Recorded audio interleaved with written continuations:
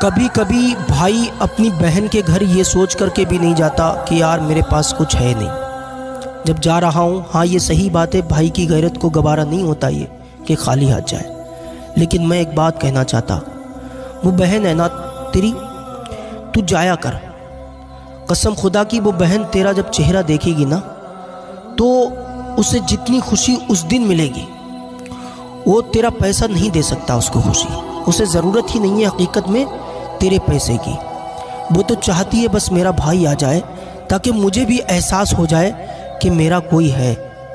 وہ بہن انتظار کرتی ہے نا یار کہ کاش میرا بھائی آ جائے، پھر وہ اپنے بیٹوں کو بتاتی دیکھ بیٹا یہ تیرا ماما ہے، یہ دنیا تیرا ساتھ چھوڑ سکتی ہے لیکن تیرا ماما کبھی تیرا ساتھ نہیں چھوڑے گا۔